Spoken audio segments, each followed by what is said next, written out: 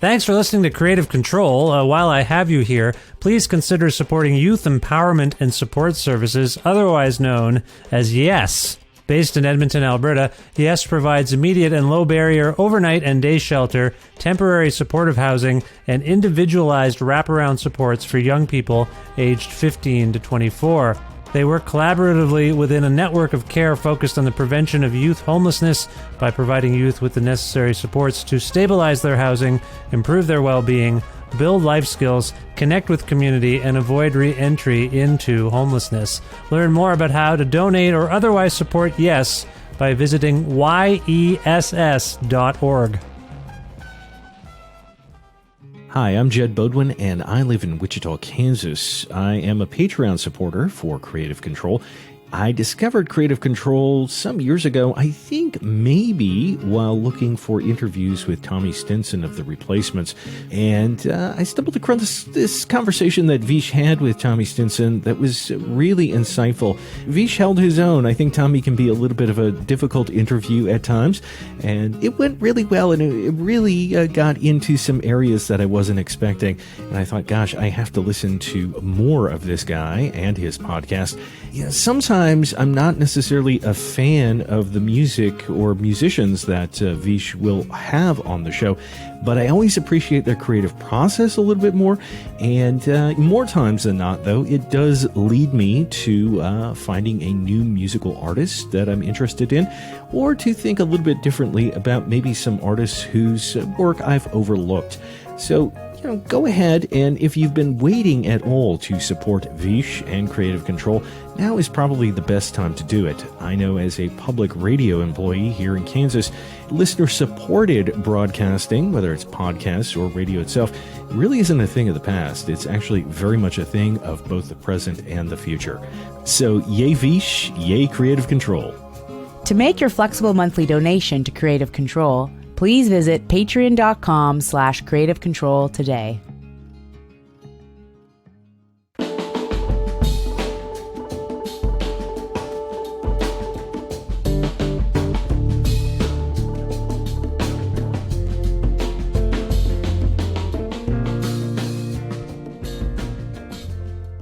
Daniel Lanois is a gifted and award-winning music producer, a multi-instrumentalist, a songwriter, a score and soundtrack composer, and a singer who is based in Los Angeles, California.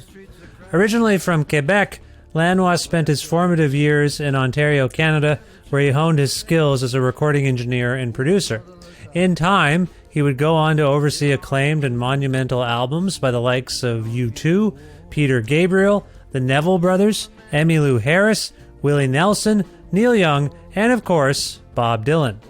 Prompted by the release of Fragments, Time Out of Mind Sessions 1996 to 1997, the Bootleg Series Volume 17, a staggering new collection of Dylan's music that is available on January 27, 2023, Daniel and I connected recently to discuss his role in producing Time Out of Mind, which won the Grammy Award for Album of the Year, his memories of first meeting and working with Dylan on the classic 1989 album, Oh Mercy, the unique and respective rhythmic approaches he employed to provide Dylan's songs with interesting foundations on both of the albums they've made together thus far, his perspectives on modern blues and the songs that Dylan attempted but left behind on Time Out of Mind, how and where the album may fit in the zeitgeist of the time, and why so many fans consider it Dylan's finest album yet, how he and Dylan share a belief in the imagination, their friendship, and when they may work together again, his own future plans, and much more. A part of the Entertainment One Network with the support of listeners like you who follow and subscribe to this podcast and spread the word about it and make flexible monthly donations at patreon.com/Creative Control, which is the primary source of revenue for all the work that goes into this podcast, with additional support from Blackbird Music, which is a wonderful record store with locations in Edmonton and Calgary, Alberta, and very friendly staff who will happily find anything it is you're looking for. Hey, say you want to order Fragments, in whatever edition. There's a 10 LP version, there's a 5 CD version, there's other vinyl editions, I believe. Say you want to order that, or say you want to order a bunch of Daniel Lanois records? Well, you just go there to blackbird.ca and you type in what you want, and sure enough, like magic, you can order it right to your house. It's just that simple. Again, for more info, visit blackbird.ca. Plus, in-kind support from Pizza Trocadero, The Bookshelf, and Planet Bean Coffee in Guelph, Ontario, and Granddad's Donuts in Daniel Lanois' old stomping grounds of Hamilton, Ontario. This is episode 749 of Creative Control, featuring the lovely and talented Daniel Lanois with your host, me, Vish Khanna.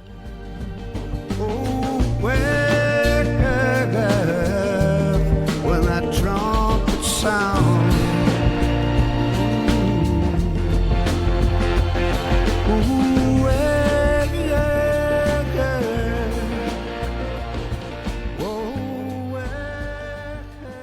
Hi, Dan. How you doing?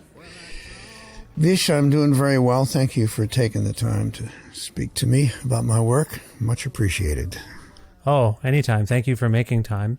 Where in the world are you today, Dan? I'm in Los Angeles right now in my studio. I have a studio in Toronto, but one down here also. And down here working with a great artist by the name of Particle Kid, also named as Micah Nelson. Oh, nice. Part of the great Nelson family of talent. And so we've been working down here, and we're going to continue with that when you and I are done.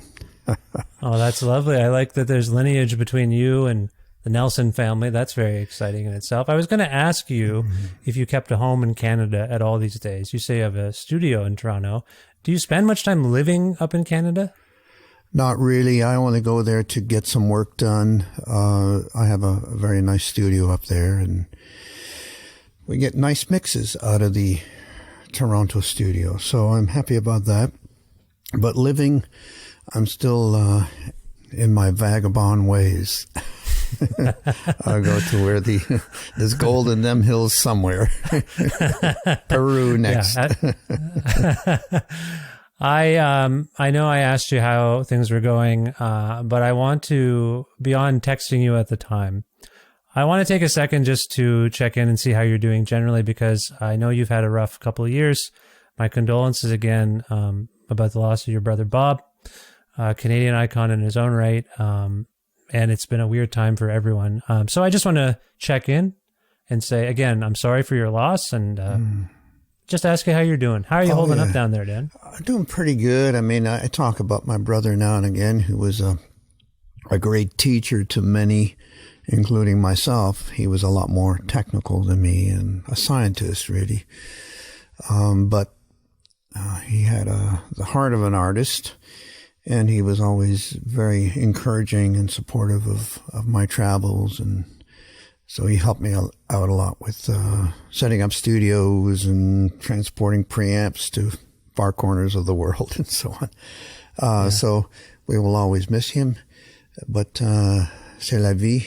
And but I'm doing fine emotionally. I work out every day. I keep my head on straight, nothing going up my nose, and I try and stay away from the hard stuff with the alcohol. Maybe a glass of wine now and again. Oh, good. That's great to hear. I'm glad you're in a good space. So, yeah, this is a rare opportunity, Dan. Usually, when you and I chat, it's about a record you have, but it's a monumental occasion for me to talk about a record that you worked on that means the absolute world to me. As a fan of Bob Dylan's, this is, for me, I'll just tell you contextually, this is the era that got me in. You know, after being a fan as a kid. So this is 1997. I'm about 19 when this record hits me. And I'm like, I know this guy. I've listened to his greatest hits records. I took them out of the library. I've heard him sampled on Beastie Boys songs. I've heard the Beatles talk about him. I know some of his stuff. This is the gateway to my left, every single record, every single compact disc, everything, you know, fully immersed. So your role in this means a lot to me. I want to begin, though, with you and your history with Bob's music as a fan. Some of us have heard the stories about how you began working together. I don't know if I know much about your formative years as a music fan and whether Bob loomed large at all in that formative period. When you're, a teen or whatever, were you a big fan of Bob's music growing up? I was a fan of a lot of music that changed the course of what we do. And I think Bob's music did that. Some might say that the British rock bands did that. We could talk about Robert Plant, Led Zeppelin. They did a lot for rock and roll. And so the pivotal artists, as I look back, are still with me. Bob Dylan being one of them. I revisited one of his tracks, Gotta Serve Somebody, and I was before my time, and I was really touched by the rawness of that, but with the excellent production with the background vocals, and I thought something in the rough was captured. And then if you're lucky enough to capture something in the rough, in the raw, the essence of it is correct, then you could add ornament to that. You can garnish it.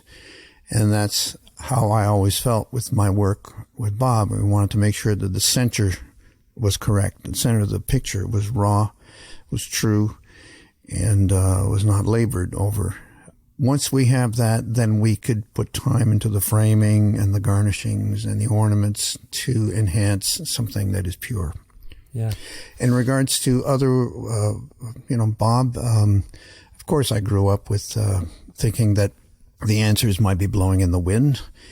And as I wander on this property here, very beautiful in California, I have 100-year-old pines, and they whisper to me every day. So the wind whispers through the pines, they whisper down to me. And I think Bob might have been right. Some of the answers are blowing in the wind. That's well said. So again, some of us know a little bit about how you began working together on the 1989 album, Oh Mercy, but whether it was socially or professionally, do you recall, when did you first engage with Bob in person, beyond being a fan, maybe in what kind of setting? I'm not even sure what kind of setting. Do you have a recollection of that? Oh, absolutely. I met Bob in New Orleans. Our agent, Bono, hooked us up. We had a nice phone conversation, and I was already in New Orleans making a record with the Neville Brothers, a record that became Yellow Moon, very good record. And Bob happened to be coming through town touring, and he said, well, when I get into town, I'll give you a call, and we can hook up and see how things might progress from there.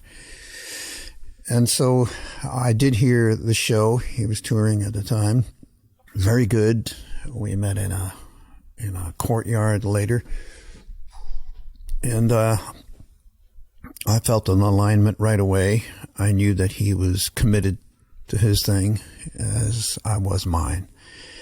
And so there was something about New Orleans that resonated with the both of us. I was already there working, not about to move. I said, Bob, well, why don't you come back in the springtime and we'll make a record in the spring. I'll be finished with the Neville Brothers by then. Yeah. And I'll find a location for us.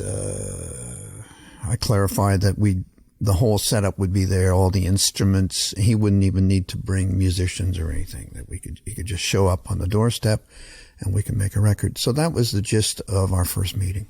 You mentioned your agent Bono, and that's funny, but obviously by this point you and Bono and you two had made a couple of groundbreaking records. Bono knows you.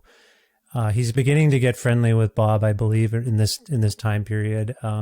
From your perspective, what do you suppose he saw in each of you that might lead to some kinship? Have you ever thought about that? Or has he mentioned to you, like, here's what I said, here's what I told Bob? Bono was never specific about what he said to Bob. Yeah. But reading between the lines of all this, Bono certainly understood that I was on the path to doing the best work I could. We had done some good work already in Ireland together. Yeah. And Bono had visited me in New Orleans. I was shacked up in the woods somewhere, and he turned up. We hung out for a while. So he understood that I was hungry for broadening my scope.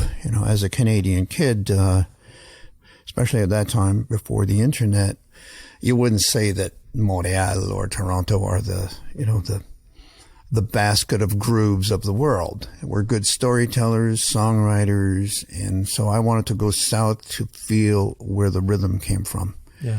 And so that was the reason I went south. And Bono knew that I'd gone south, that I was making a good record with the Neville Brothers, and he thought, okay, Lanois is on fire. Let me recommend that Bob hook up with him. So Yeah. Bob and I are like-minded in the way that we're wanting the very best. Well, let's get into this Oh Mercy session just briefly. What surprised you, or do you suppose impacted you the most about that experience of working on Oh Mercy with Bob? Because for those who don't know, like at this point in 2023, Bob Dylan has always seemed like an icon. He is an icon now, and even in that period he would have been. But the narrative is that he was, by his own accounts in his book, a little loss of power. In fact, he expressed this. He didn't have his power. He didn't know where his core was anymore. It was eluding him. So I'm not suggesting when you encountered him, it would be blasphemy to say he was diminished, but it seems like you were both pretty hungry for something, and he was needing to find someone to inspire him, or some circumstance to inspire him to get his words back and to get his motivation back. So sorry, I've gone on a tangent. I want to ask about what you left those sessions with ultimately, but also, like, I think some of us are like, what is the actual experiential feeling of encountering Bob Dylan to work on a project together? You're a professional, you're an accomplished producer, you're a confident musician in your own right, but it's Bob Dylan. So some of us would be like, what the hell? If that were to come up, you'd just be like, what? How? Were you overwhelmed, or were you like, this guy, I can help this guy? Do you know where I'm coming from with that? Oh, absolutely. I wasn't overwhelmed. I have to remember that at that point, or really any time in my career, in relatively recent times, I had hundreds of albums under my belt. Yeah. A lot of them people don't know about because I was engineering records that never really saw that much light. And so in regards to being overwhelmed, well, that disappears pretty quick if you show up at work with all that experience behind you. And so I had the comfort of a lot of years of record making with me. Yeah. And I'm not going to go into all of them now, but a lot of gospel records that I made in my mom's basement when I was a kid, to give you an example of some of what I was exposed to as a young record maker. Yeah. So I got to hear the weaving of parts, vocal parts, and I had worked with a lot of great lyricists, great folk musicians from Canada, including Ian and Sylvia and so on and so on. Mm-hmm. But I'd had worked with Rick James from Buffalo, just for the funk part of things. Yeah. So overwhelmed? No. Prepared? Yes. Mm-hmm. Very prepared. And I go on a lot about preparation. You can prepare for a session. You could sort of, let's get the right carpet in and work on the lighting and bring in some equipment. That's one kind of preparation. But the bulk of the preparation was years and years of record making. And so to be overwhelmed, no. I was there to get a job done. We sat on 2 kitchen chairs.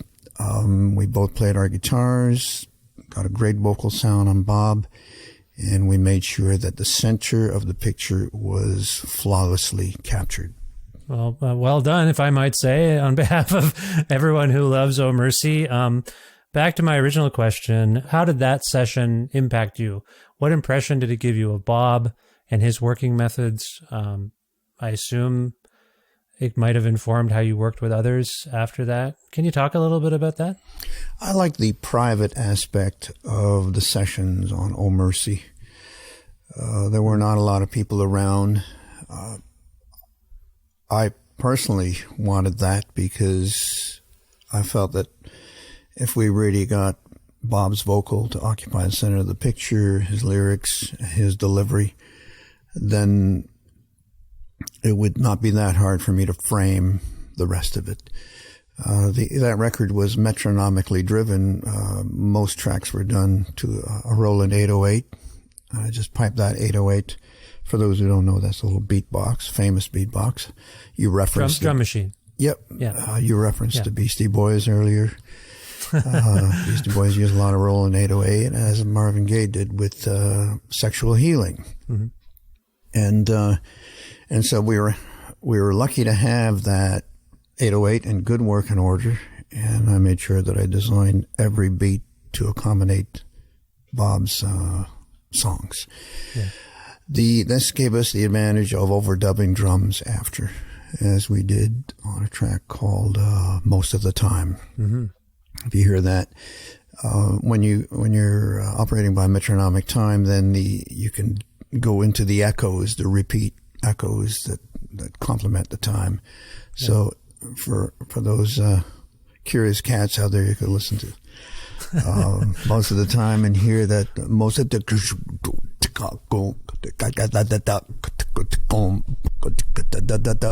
it's got a little hip hop in it. Yeah.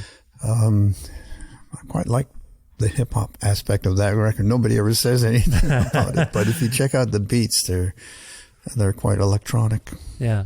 So Oh Mercy comes out. It is a critical sensation. It sells well. Bob then goes on to make 3 records with others.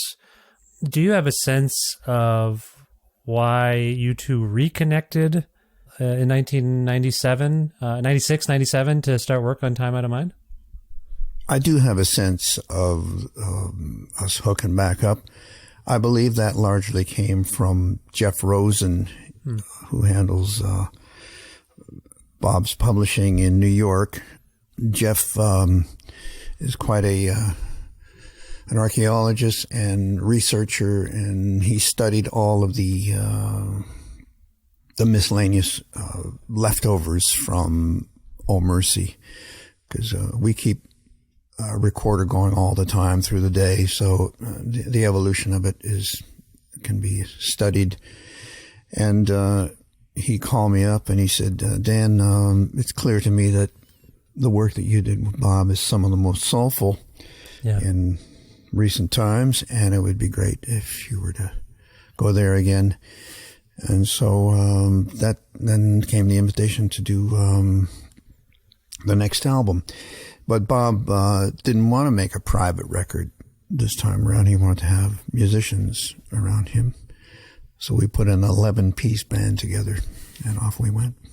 Yeah, unbelievable. Now, the lore about these 2 sessions for Oh Mercy and Time Out of Mind is that Bob would provide you and your recording team with reference material, blues records, sounds he was kind of interested, or sounds and vibes, I think, that he was interested in. I guess chasing might be the best word to use. Is that accurate, though? I mean, that's the lore. Did he give you tapes to listen to and say, Charlie Patton, these kinds of things, I think this will inform what we're going to do together? Is that true? It's half true. The half that's not true is there were no references made for Oh Mercy. The half that's true is I met Bob in New York in a hotel, and he talked about some of his favorite records, beginning of rock and roll, let's say, or even further back to Charlie Patton, as you just mentioned. Yeah. And I knew those records, but I hadn't heard them in a while. So I'm glad that he mentioned them, because those records were made at the forefront of the medium. Yeah. So there's a sense of urgency to a Charlie Patton record that, a modern day blues record might not have, because the form belonged to that time. Yeah. So the references were all about that. They were, isn't it nice that you can look at something or see something and understand that it is pure and it came into existence because of what was happening at that time. Yeah. It was not some kind of a stylistic decision. Yeah. It's just what was happening then. I appreciated that Bob brought these records to light again, and I did listen to them. I listened to them with Tony Mangurian, my friend from Manhattan. Right. And Tony and I played along with some of those records. Tony is a great drummer, and I'm a good percussionist. And so we played drums and percussion on top of old records. for fun, really. And then we heard them back. We took the source material away and listened to our toppings and found the best 4 bars or 8 bars, whatever it might have been, the magic moments, and we looped them. And they became, you could consider them metronomic rather than a metronome or a click. We could run these things, and they had a serious vibe to them, and we could play along with them for some of Bob's songs on Time Out of Mind. That's very fascinating, because I assume when someone says, here are some records that are on my mind before we start our session, I would assume as a seasoned producer, you're like, okay, I get the feeling. We're not going to emulate this. We're not going to copy it, but I get what you're going for. But what you're saying is, in playing along with them, some of these old records, they kind of provided something of a foundational rhythmic blueprint. Is that a way of capturing what you said? That's correct. I knew that we were entering the blues territory with Bob's new songs, and I wanted to make sure that we had something to play off of in case things started sounding a little too regular in the studio, because how can I put this diplomatically? I don't like modern blues that much. Sure. And I'm not going to mention any names, but if I'm to listen to the blues, I'm going to listen to an old blues record. Yeah. Maybe some, early B.B. King is very touching to me, or Howling Wolf. And so that era appeals to me in regards to the blues. To make a modern blues record, you have to sidestep the sand traps of that. And so I wanted to make sure that if we went into common ground of blues, that I had the insurance policy of these prepared loops that I knew had a serious vibe on them. And I was able to pipe those vibes to Brian Blade and Jim Keltner. Nobody else had them. I just fed them to the drummers. If we wanted the tempo to be a little slower, I just used the vary speed on the 2-track machine, slow it down a little bit, or speed it up a little bit, according to our needs at the time. I see. Okay, so the drummers had a guide, a metronomic guide to an extent. On some of the tracks. Okay. That's correct, yes. You alluded to the fact that I think you referred to a New York City visit where you and Bob were sitting on chairs playing guitar together. Is it customary for you, I assume it would be with almost any artist, but when you're working with Bob ahead of actually going to the studio, would you ask him to play you the material he has in mind? And if so, would he have lyrics mostly done? Would he have arrangements mostly done? How did that work? The lyrics to Time Out of Mind were pretty much all pre-written. And Bob read me all of them in that hotel room in Manhattan that I told you about. Yeah. No music. No music. Okay, so he went on I believe he wrote most of this at his farm in Minnesota. I don't know about that. I'll tell you that I've read the liner notes, and this is what's coming from my memory. But I believe that's correct. Right. He just had a writing retreat of his own, and so he's reading you these things. Is that enough as a producer? I mean, it's Bob Dylan, and you're probably blown away by what he's written, but what do you leave that hotel room thinking the sound is going to be, or does that even enter the picture yet? Bob read me the lyrics. He says, "What do you think, Daniel? Have we got a record?" I said, "Yes," but I left. That's it. Okay. Now, before we get to the album track listing, as it's well known, I wonder if we can discuss some of the songs that ultimately didn't make it, in particular, and I don't know. Actually, the first thing I should ask you is, have you dug into either Telltale Signs, the Bootleg Series Volume 8, or Fragments? Have you had a chance to dig into what they've done with the new version of Time Out of Mind? I have not. Okay. Well, this may be a bit of a memory jog, but I want to ask you about Red River Shore and Mississippi in particular. What's your sense memory of what was going on with Bob and Red River Shore? I played these songs for my wife recently, and she's like, "This is incredible." I'm like, "Yeah, it's not on a record." She's like, "What?" Bob has this history of potentially leaving really amazing songs off of records. Do you have any sense memory of how the process for capturing Red River Shore went down? I always loved Girl on the Red River Shore, and that would have been a front runner for me to include on the record. I forget why Bob didn't put it on, but he was ultimately in charge of the content, so you'd have to ask him about it. But I always loved it. I thought Red River Shore, we'd gotten to a very nice place, painting a picture, and I felt that it was a masterpiece. Okay. Mississippi, I was less personally attached to Mississippi, but hey, man, it saw the light of day in the end, so more power to Bob and everybody involved. This is a song that I think some of us feel when it ended. So for those listening who don't know, it was attempted in 97 for Time Out of Mind, it wound up on 2001's Love and Theft. And for some of us, it's just like a stellar song. Bob in the press was pretty vociferous about how you weren't into it. And that's fine. There's something about it that just didn't speak to you now. Are you saying I don't gather that you regret anything about it, but you're saying you appreciate it a bit more now? I'm glad it came out. I'm glad people love it. At the time, I felt that it was rhythmically, it did not measure up rhythmically to some of the other materials. So. Yeah. Okay. It had a little bit of soft shoe in it. And I'm not a fan of the soft shoe. So, right. Okay. So let's leave it at that, shall we? We can leave it at that. This may come up as we talk about Bob's unique ability to have a melody and lyrics pretty much in place, but then explore all sorts of arrangements. I think Mississippi definitely falls into that category, but he generally seems to have his melodies and his lyrics down the way he wants them. Was that generally the case? Would you agree that he kind of had most things nailed down except for the music was up for debate almost, like he would just chase it wherever it went? Lyrics were very well written ahead of time, yes. Bob always goes into amendments, as most writers do. Yeah. And I think you're right to say that the music part was a bit more of a blank canvas, and we could approach a given song in a waltz time or 4/4 time, and Bob always welcomed the possibilities of key changes and time signature changes. Yep. Yeah. Is that unusual in your experience for an artist to have like their own, more or less their part solid, but for the band to just constantly be trying a different arrangement? Is that unusual?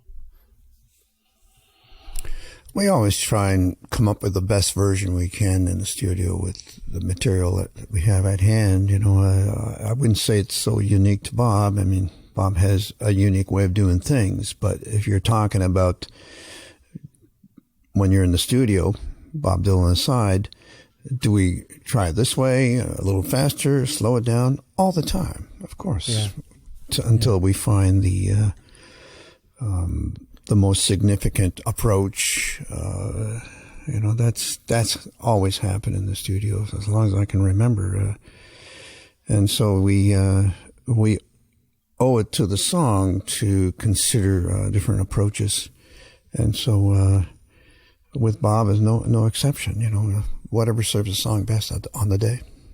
You mentioned there's around 11 people working on this record in the band.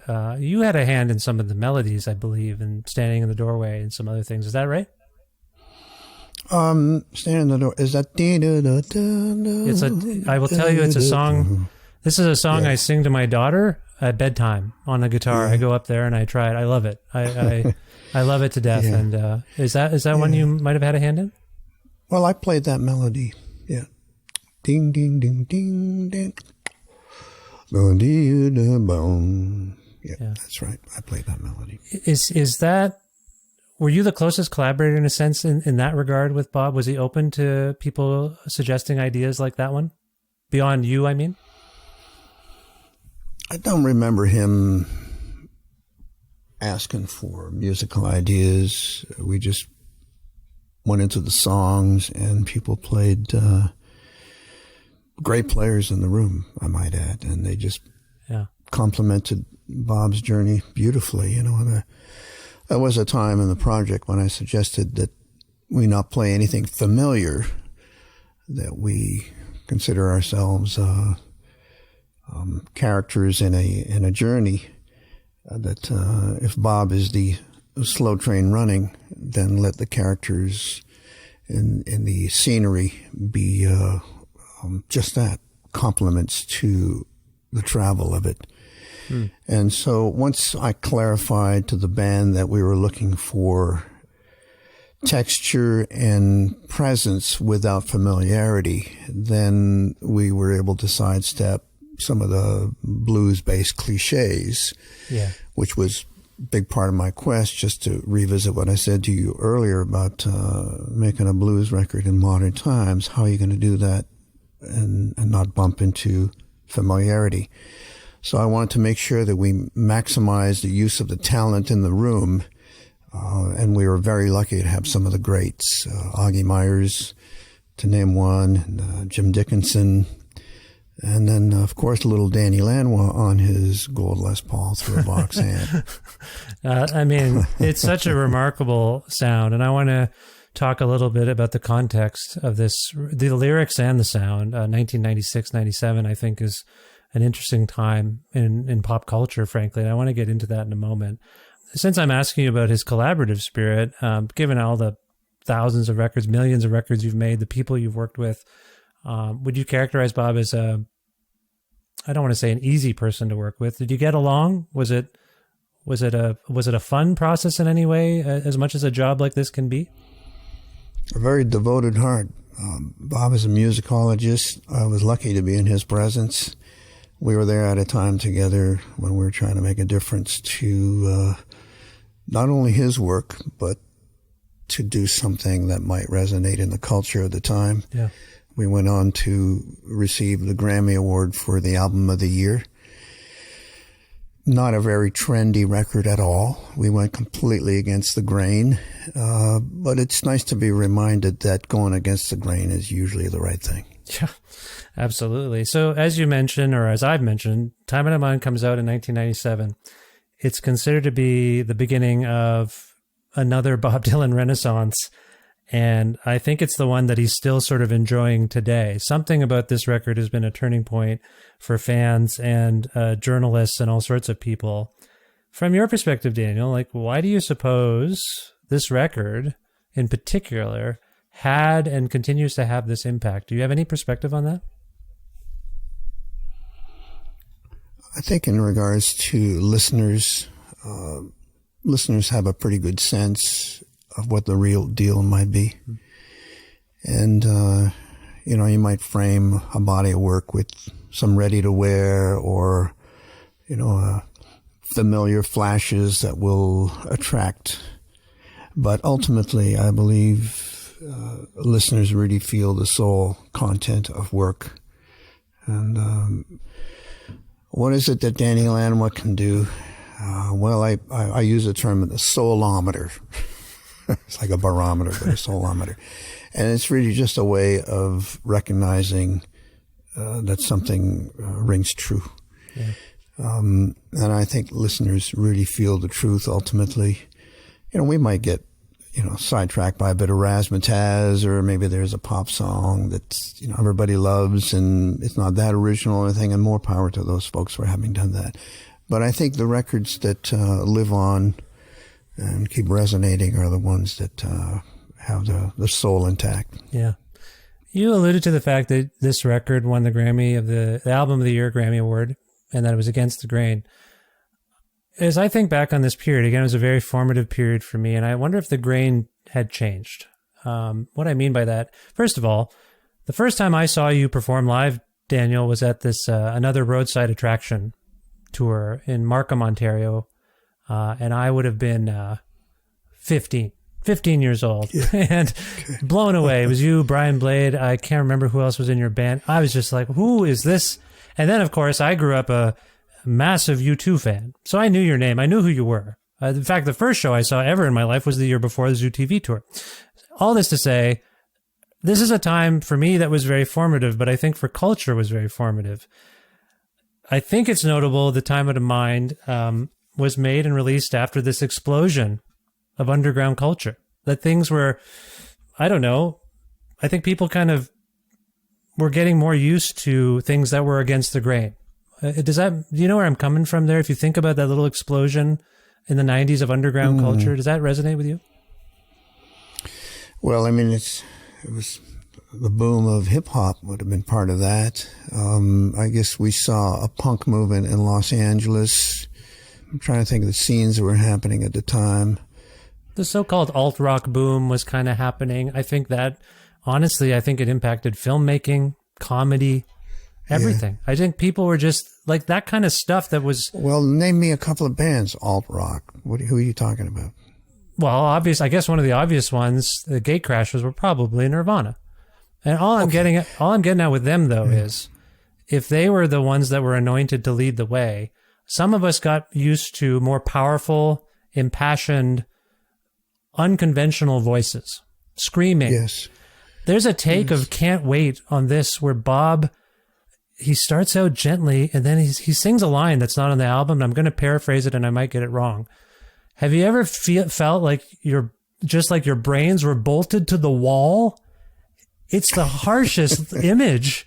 And he sort of half screams it. And I couldn't help but think like something was in the air where that kind of darker imagery and that kind of delivery, we were ready for it. And I'm talking about people of my vintage who are like, fucking, the mainstream is bullshit. Let's try and find what's going on in a subterranean way.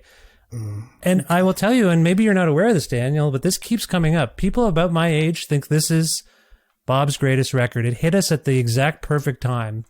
Yeah. And I think what I'm getting at, and I don't know if there's anything you can add to it, is I wonder if it's something about that hangover.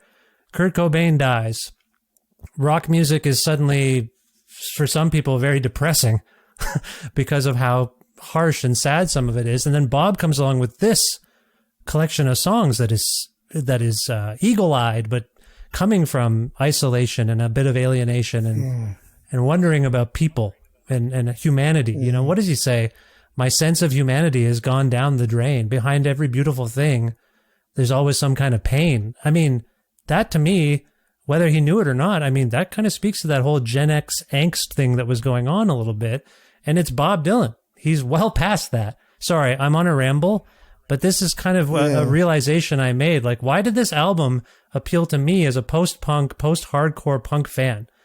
Why did my friends were like, you're listening to, I just got every record after hearing this.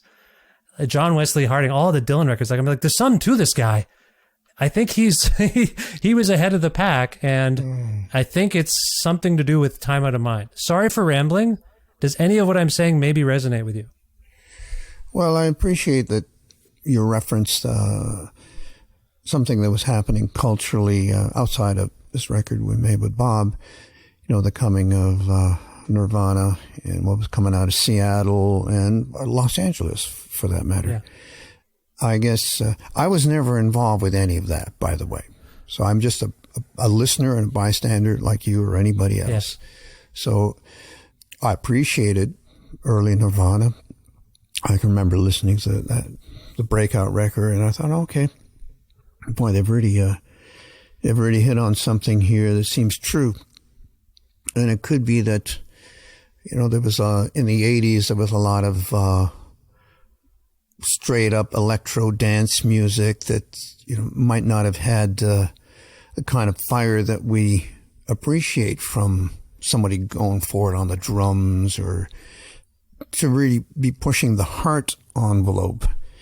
And that's part of what happened when the Seattle sound started happening. It blew away all the some of the preconceptions that we were operating by up to then. I mean, I'm not speaking to me personally. I mean, yeah.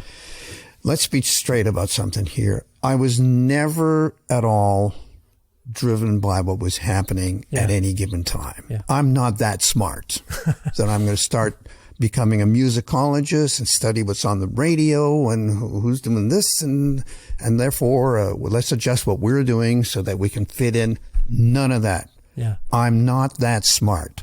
I just stick my face in the console and I turn on the solometer and we make a masterpiece if we can. Right. So that's me. Okay. So in regards to what was happening in the 90s, I don't know, man. I was in the studio. You tell me. Fair enough. Fair enough. I appreciate that. I mean, I would count that Roadside Attraction tour, for me personally, as part of that underground explosion. So to see the curation that the Tragically Hip put together on that tour and you being a part of it, that was significant to a whole generation of people. Okay. Too. Well, maybe what you're talking about is artists finally taking control of the situation. Yeah, that is. Yeah.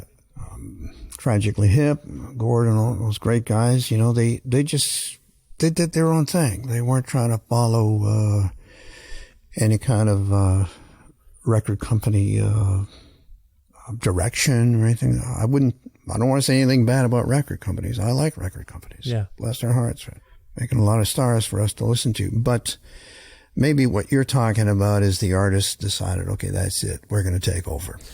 That might be what you're hearing. It could be that. I mean, by the end of Nirvana, Kurt Cobain was bringing Lead Belly songs to their set lists. And if you did any research, you didn't have to be a musicologist necessarily, but who else was a big champion of Lead Belly and the blues? Bob Dylan.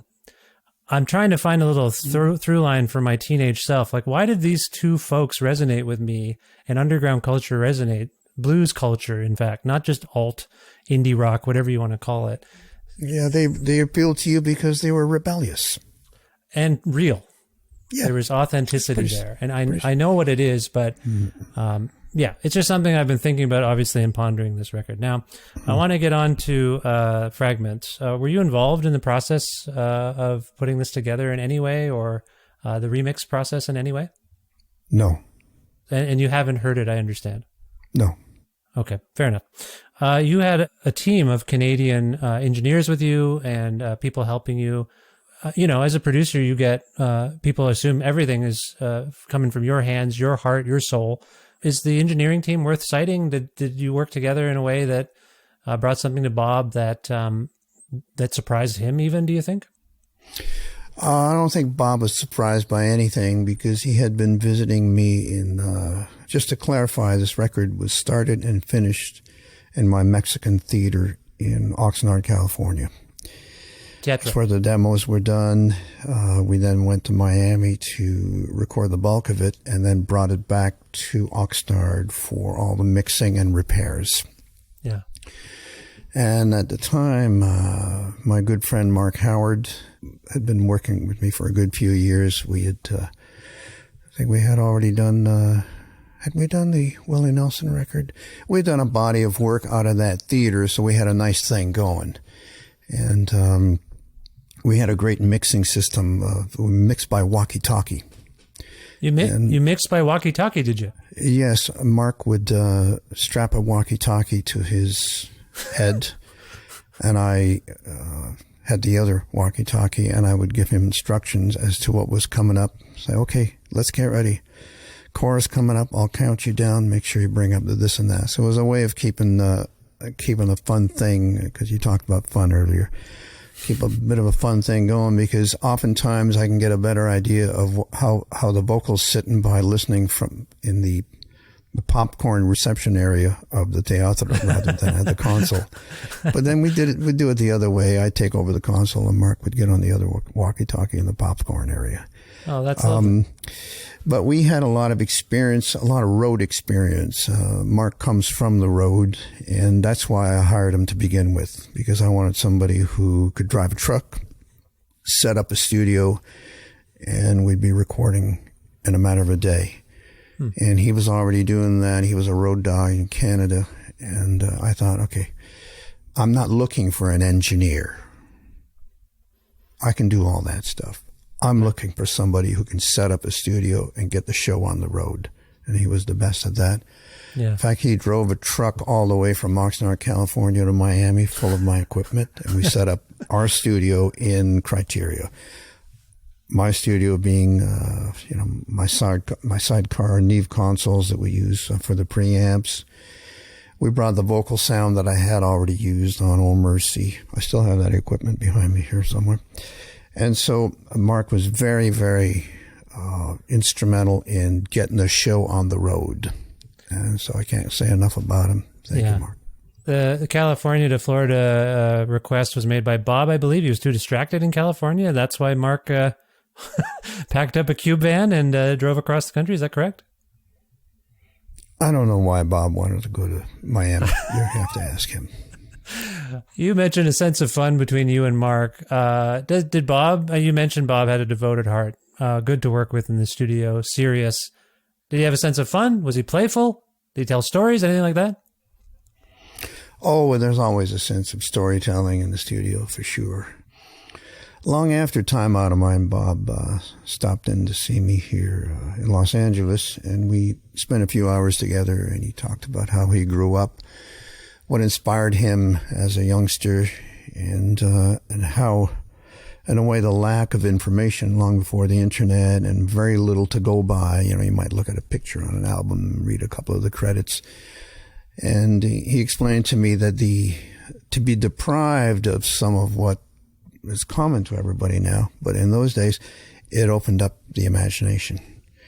And so Bob and I have always operated on a good level of imagination. Yeah. And it's one of the things that I bring to the table. Pictures build in my mind. I did that when I worked with Robbie Robertson. Robbie played guitar with Bob for a lot of years. I made a record with Robbie in 1986, and Robbie paid me the greatest compliment. He says, "You know what's good about you, Dan?" I said, "No, I don't know what's good about you." He says, "You have a good imagination." So imagination is, do I know how to work equipment? Am I a great editor? Do I know my preamps? All that? Yes. Would that be it? No. Yeah. Imagination. Yeah. Absolutely. No, that comes through in all your own work and in the work you do with others. I can hear it, Dan. So just so you know, you're valued and loved for that work. Wrapping up, Bob has, well, first of all, let's get to you. You have worked with Bob Dylan on what most people agree are two of his most successful and greatest records. He has subsequently made all of his records since Time Out of Mind basically on his own. Have you had any conversations about working together again, first of all? And secondly, do you have perspective on why you think he might be going alone these days and has been since, roughly 1997? Well, it was 10 years between Oh Mercy and Time Out of Mind. So let's say that doubles up. So have we passed 20 years since Time Out of Mind? Where are we at? Yeah, we're past it. We're 26 years past it. That's correct. Yeah. Oh, okay. I guess it's going to have to hit the 30-year mark, and then I'll do another record with Bob at 30 years. How about that? You're quite friendly, right? Like you mentioned, he dropped by. I feel like you and I had a conversation once when he was in his mode of doing albums where he was performing the music made famous by Frank Sinatra, and I believe you told me he dropped by to play you some of it, or you went to his house and he played you some of it. Am I capturing that correctly? Yes, Bob came to see me, and he wanted to play quite a few songs. I think 22 songs of classics that he had recorded at the old Capitol studio in L.A., where a lot of that studio had was a recording place for a lot of classics of that era. And it was a nice visit with Bob, and he was curious about everything that was going on, and so I mean, I'm not a day-to-day friend with Bob, but we hook up now and again, and does he seek your count? Like, was he bringing you this music so you could just hear it, or does he asking for your ear and your mind to assess it in some way? I think he wanted to hear that finished work through my ears, and it was, it's just a basis of respect there. Bob knows that I want the best for him, so he thought, well, let's play these for Lanois and see what he thinks. And they sounded great to me. I really, I thought he had done beautiful work, and the arrangements were stellar. He had put so much effort into this, and so I was quite touched by that body of work. Oh, that's lovely to hear. I love it too. So maybe at the 30-year mark, you'll make another record together, as you were alluding to there. What about the fact that he's kind of going it alone? As a producer, do you have any perspective on that? I mean, he seems to know what he wants, but of late, he's Jack Frost. He's Jack Frost for anyone looking at the liner notes, and he's producing his own records. Do you have any perspective on that? As long as Bob is doing his best work, then I don't care who the producer is. Okay, fair enough. Fair enough. I think he is, if I may say. So that's good to hear. So Dan, let's move on to you. I want to first of all thank you so much for indulging in this, memory jog and this exercise. If I haven't conveyed it enough, this album means the world to me and people like me. So thank you for sharing some memories and thoughts about it. What about you? What are you up to? I know you were through Alberta on a tour somewhat recently. You've been touring and whatnot. Any other plans you want to share with us at this point? Yeah, I put out a piano instrumental record in the fall. It's called Player Piano. Came out on BMG. Nice folks in Germany. And I'm going to continue doing a bit of business with them. Currently, I'm recording with Micah Nelson. Right. We've written, I think 8 songs we have so far. And that's going very well. He's a very, speaking of imagination, that's a guy with a great imagination. So I think we've hit on something pretty special here. And obviously not released yet. And rumor has it there might be a cameo from his dad, Willie Nelson, on there somewhere. So we'll see if that comes together. Oh, lovely. If people want to learn more about your comings and goings, Dan, on the computers and their telephones and whatever else exists by the time people hear this, where would you like to direct them online, so to speak? We're associated with a social media expert out of Manhattan, connected with BMG. So, Wayne, if people want to know more about me, what do they just look up on the internet? Dial up Daniel Lanois and they get it? Basically. Yeah, I think social media okay. is. You're on all the things. Yes, we are. I mean, I'm not on it every day. Perhaps to my demise, my social media demise. But we're trying to have a little bit of fun with it. There was a request from our social media expert in Manhattan saying, do you have any little snippets you could send me? So I sent her a nice 4-minute film of me playing piano in the front room of this beautiful Bella Vista where I recorded Neil Young's Lanois. Oh, nice. So I think on social media right now, you'll see me wearing a Homburg hat and a tuxedo, and I'm playing the beautiful Steinway grand piano, turn of the century, that was restored, and so people can get a sense of the music that's still coming out of those walls. Oh, that's lovely. Well, I'm going to check that out right after we're done. Before we wrap up for good, I don't want to put you on the spot, but do you have a favorite song from Time Out of Mind? And if so, what is it and why? I have a very fond memory of Lovesick for slamming out the little riff with Bob. Both of us plugged into my Vox amp. I think he was playing a Telly and I was playing my Les Paul. So we were able to, because Bob said, Dan, is there any way we could really clarify the riff on this? I said, no problem. Let's plug in. So we like, down, down, down, Lovesick. So that's a shining moment. But I like 2 guys and 1 amp. That's a great sound. Absolutely. Well, I encourage people to check out Fragments, and if they haven't already listened to Time Out of Mind, they should. Daniel Lanois, it is always such an honor and a pleasure to get to chat with you. I always appreciate you and your time. Thank you for this, and I hope we speak again soon, and I wish you the best of luck in the future. Thanks again.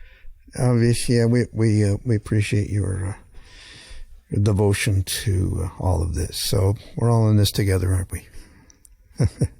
All right, my brother, further on down the line. Thank you very much again to Daniel Lanois for returning to this show. That was a fun, dedicated talk about Bob Dylan. And we don't normally do that, as I alluded to with Daniel there. So I really appreciate Daniel making time to help me commemorate and celebrate Time Out of Mind. I think I expressed to you all what that record means to me and what this new Fragments collection means to me. It really means a lot. It's wonderful. I hope I said that enough. But anyway, thanks again to Daniel Lanois for appearing on this, the 749th episode of Creative Control, which is part of the Entertainment One podcast network and is available wherever it is you get your podcasts. If you can't find an episode that you are looking for and it's not in your pod platform and you're wondering what the heck's going on, or if you want to learn more about me and sign up for my monthly newsletter, please visit vishkhanna.com. You can also like Creative Control on Facebook, follow the show on Twitter at vishcreative, or you can follow me directly on Instagram and Twitter at vishkhanna. Also, please visit patreon.com/creative control to make a flexible monthly donation to sustain this podcast. All the work that goes into the show is really sustained by people like you. $6 or more a month grants you access to exclusive content. Oh, sorry, $6 American dollars or more a month grants you access to exclusive content that no one else gets. You get the episodes earlier than everybody else. You get access to some bonus material, including some OT with current guests, and also some archive material from my adventures as a journalist preceding the beginning of this podcast, which started 10 years ago as I'm speaking to you. This is the 10th year. Just wanted to say that to remind myself.